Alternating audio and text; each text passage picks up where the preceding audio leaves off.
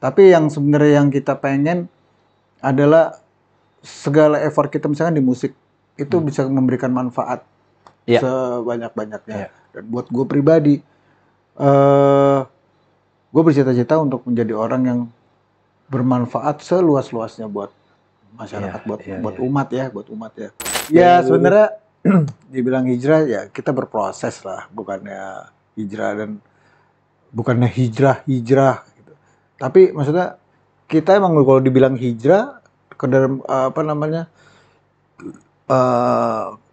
dalam arti yang sesungguhnya kita memang pindah dari hal yang tidak baik menjadi hal yang lebih baik. Itu aja sih sebenarnya. Itu kan makna hijrah kan itu.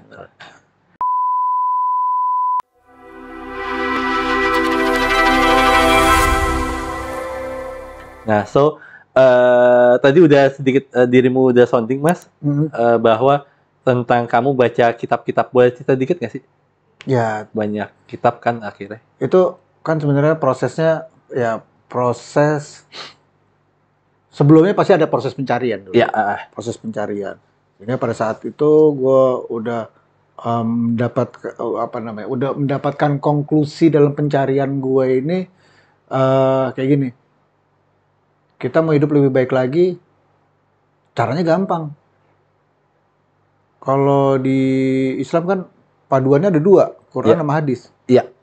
Ya udah. Right. Ya itu ya tinggal ikutin, terus hadisnya ini menjadi penjelasan terhadap apa yang telah dituliskan dalam Quran kan. Ya misalkan sholat, kan nggak ada penjelasan tentang sholat detailnya di dalam Quran, nggak ada. Semuanya ada di dalam hadis kan. Iya. Gitu. Dan betul. Kalau kita mau selamat ini di dunia sama akhirat, ya udah tinggal ngikutin siapa? Ngikutin Rasulullah SAW. Udah tinggal itu. Gitu. Jadi gue gue belajar tentang ternyata yang namanya ibadah, guys, sebut ibadah itu nggak harus bukan nggak harus ya. Tidak melulu. Nggak mesti harus. Tidak melulu. Ya nggak melulu sholat, nggak puasa itu memang udah kewajiban. Tapi di sisi lain itulah kasih sayangnya Allah. Allah pengen kita dalam 24 jam kita hidup itu punya nilai ibadah. Iya, yang pasti. Ibaratnya lo setiap waktu itu lo banyak kebaikan, banyak pahala yang gimana caranya? Misalkan minum tangan kanan, baca bismillah, duduk, terus itu udah sunnah.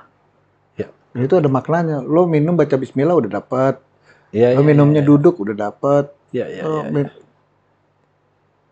Itu luar biasa kasih sayangnya Tuhan. Itu baru sekedar minum, belum lagi kita misalnya silaturahim kayak begini. Ini kan silaturahim ini kayak ini kan dia perintah. Kita disuruh silaturahim untuk saling mengenal. Terus tambah lagi ta'aruf. Ta'aruf. Kalau ta'aruf mesti ada jodohnya dong. Iya, ta'aruf artinya mengenal. Itu bahasa Arab. Oh iya, bahasa Arab. Bahasa Arab. Iya. Kayak gue tahu bang. Ta'aruf artinya mengenal. Iya. Nah, kayak itu sekedar minum. Belum lagi kalau kita ke kamar mandi ternyata ada banyak adab-adab. Nah, itulah yang akhirnya bikin gue penasaran untuk gimana melengkapi penasaran gue. Ya gue kumpulin tuh kitab-kitab. Kitab-kitab itu ada referensi dari temen, ada yang gue cari sendiri gitu. Tapi dari semua kitab-kitab itu yang paling gue suka itu adalah kitab-kitab dari Imam Al-Ghazali, Imam Ibnu Katsir, terus Ibnu Qayyim, dari yang terus penulisnya Al-Hikam itu gue juga suka. Ibnu Athaillah. Ya, Ibnu Athaillah itu juga suka. Jadi ya pada saat emang gue mau belajar itu emang haus pengen tahu gitu loh. Jadi kenapa kitab-kitab itu banyak? Ya itu dia karena penasarannya gue. Gue pengen. So good, very good. Jarang orang kayak gitu soalnya. Ya, habis dan pada saat itu emang gue lagi mau pastiin lingkungan gue juga adalah orang-orang yang dekat dengan semangat gue yang pengen tahu itu gitu loh. Jadi akhirnya jadi belajar bersama gitu sama teman-teman. Tapi kan, sorry maaf nih, ini menarik. Tadi ngomong Imam Ghazali dan sebagainya, mungkin pernah baca Al-Ghazali juga, Ibnu Athaillah dan sebagainya. Nah, kita tahu bahwa Al-Hikam itu bukan kitab yang mudah. Dikarenakan bahasanya kan kepala dari kaki dari kepala banget tuh bahasanya. Ya karena kan dia pendek-pendek kan. Cuman itu maknanya wah Nah, dalam. itu akhirnya ada nggak yang dirimu baca bang? Yang akhirnya oke nih jadi sebuah propos hidup gue atau menjadi sebuah kayak kepribadian gue yang baru? Enggak sih, kalau gue sih gini ya. Pada saat baca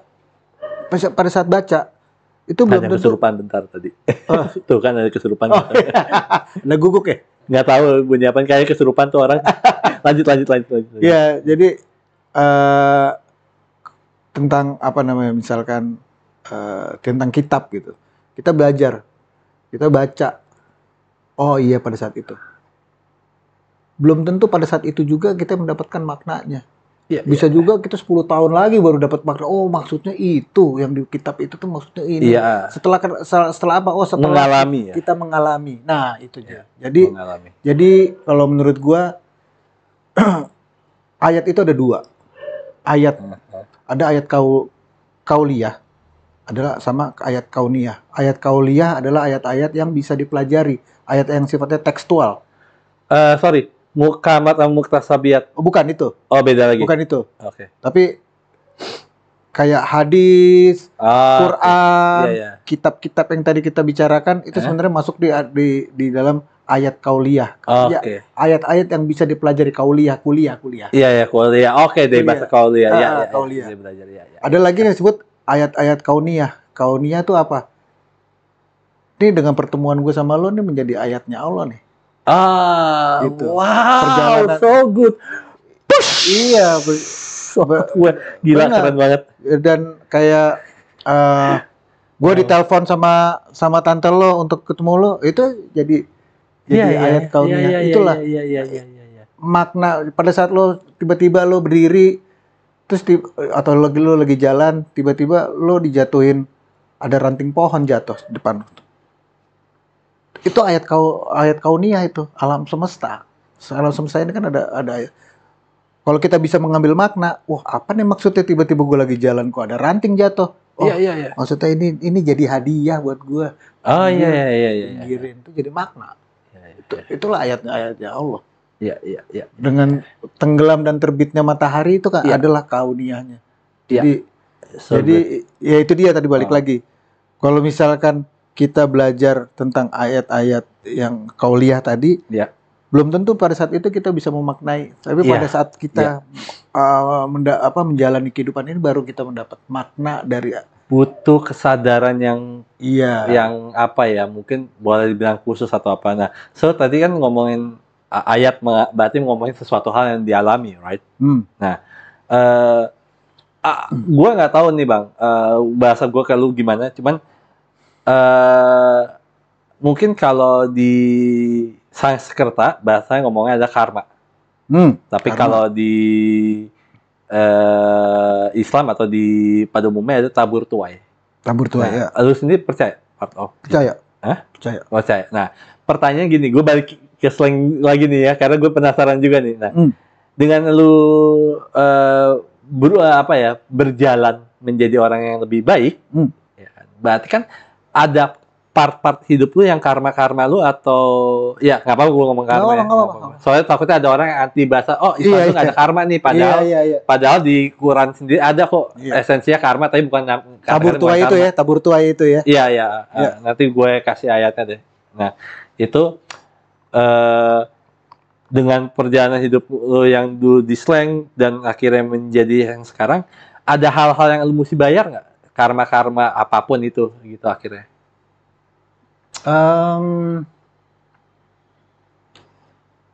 Alhamdulillah sih baik-baik semua ya. Alhamdulillah. Maksudnya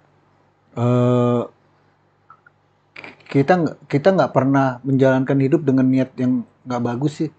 Iya. Niat kita bagus terus walaupun kita terjerembab dalam drugs. Tapi kita nggak ada niat untuk merusak orang-orang sekitar kita, merusak slankers terutama ya. Kita nggak pernah kepikiran maksud sampai akhirnya kita terjebak dan kita diikutin. Itu akhirnya ya kita bayar dengan kita misalkan kita udah sembuh. Gue nggak mau dong sembuh sendiri, egois banget. Sementara yang lain-lain udah pada ibaratnya kasarnya jadi jangki gara-gara ngikutin kita, Iya. ada pertanggungjawaban moral pada saat itu. Akhirnya Pasti. kita Pasti. bikin rumah rehabilitasi waktu itu. Hmm. Kita bikin kerjasama dengan Dokter Aisyah. Masih ada nggak sih? Masih ada sampai sekarang. Masih ada. Sampai sekarang pada saat itu langsung 300 orang yang mendaftar untuk jadi residen. Wow. Iya, Seriously? serius. Wow. Wow, 300 orang. Itu Iya. 300-300-nya ada slankers. Slankers. Dan nggak 300-300-nya yang berhasil. Oh, wow, berapa? Ya, gua nggak tahu berapanya, tapi Kurang lebih deh. mungkin yang berhasil sekitar 70%, 80%, 70% lah yang berhasil. Yang lainnya, Tapi lumayan sih 70%, Iya. jauh gede juga sih itu. ya, yang lainnya ya mungkin relapse, ada yang gagal maksudnya sakit, mati. Ya, Ya, itu konsekuensinya.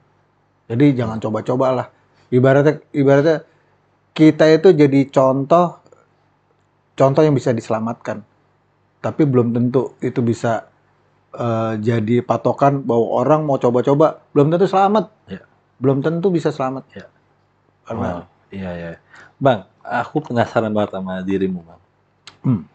Dalam setengah tahun ini gitu ya. Ini kan hampir setahun lebih ya. Ini udah setahun lebih lewat ya. Nggak berasa banget ya waktu ya. Waktu itu udah nggak berasa banget gitu. Masa tiba-tiba udah tahun berapa bulan lagi 2025 ya. Ya. Nah, dalam setengah tahun ini, setengah tahun lebih ini, udah nangis berapa kali, Bang?